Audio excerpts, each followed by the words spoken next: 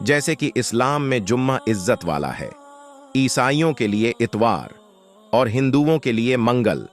इस तरह यहूदियों के लिए हफ्ते का दिन मुहतरम था, मगर फर्क इतना है कि इस्लाम में सिर्फ उन लोगों पर जिन पर जुम्मा की नमाज फर्ज है, जुम्मा की पहली आजान से नमाज खत्म होने तक।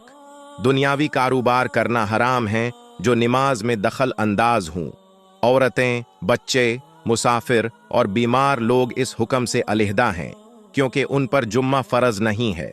लेकिन यहूदियों और ईसाइयों के यहाँ इन सारे दिनों में दुनियावी कारोबार हराम थे और खासकर शिकार करना सख्त जुर्म है।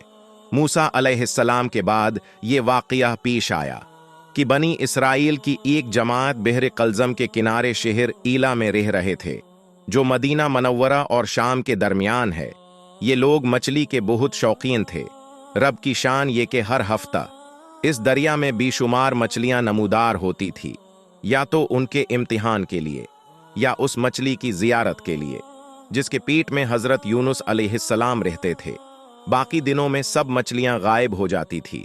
उनके मुंह में पानी भर आया और सोचने लगे कि किसी तदबीर से इनका शिकार करना चाहिए जिससे शिकार भी हो जाए और हफ्ते के दिन की बेहुरमती भी ना हो।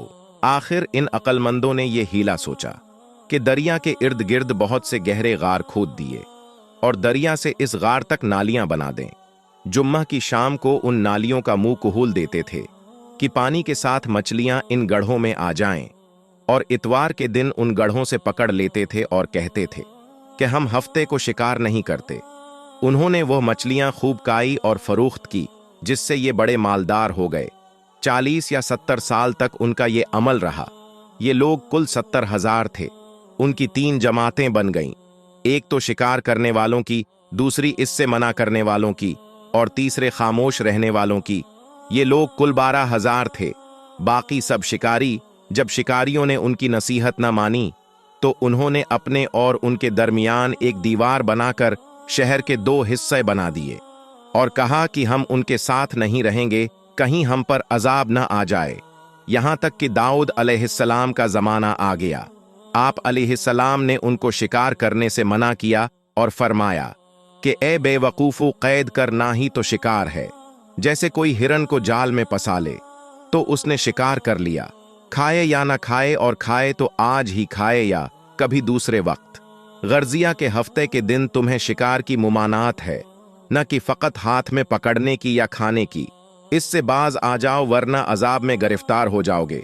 शिकारियों ने कहा कि हम तो बहुत अरसे से ये काम कर रहे हैं, अगर ये बुरा होता तो अब तक हमको अमन क्यों मिलती। तब दाऊद अलैहिस्सलाम ने दुआ फरमाई, जिससे रब का गजब आ गया और रात में ये सब के सब बंदर बन गए, या जवान लोग बंदर और बूढ़े लोग सुअर बना दिए गए। उनके अक्ल व हवास तो बाकी रही, मगर उनकी कुव्वती गोयाई न रही और जिस्मों से सख्त बदबू निकलने लगी। सुबह के वक्त उस मोहल्ले को लोगों ने देखा कि ना तो इस मोहल्ले से कोई आदमी आता है और न कोई आवाज, न कोई दुआ वगैरह निकलता है। तो ये दीवारों पर चढ़कर उनके घरों में दाखिल हो गए। वो बंदर उनको देखकर उनकी तरफ दौड़े और उनके कदमों से लिपटने लगे और उनके कपड़े सूंघते और रोते थे। उन लोगों ने कहा कि क्या हमने तुम्हें शिकार करने से मना नहीं किया था। वो बंदर सर हिलाते और आंसू उनके रुखसारों पर बहते थे। शिकार से मना करने वाला गुर्वा हलाकत से सलामत रहा। और सहीह कवल ये भी है कि दिल से बुरा जानकर खामोश रहने वालों को भी अल्लाह ताला ने हलाकत से बचा लिया।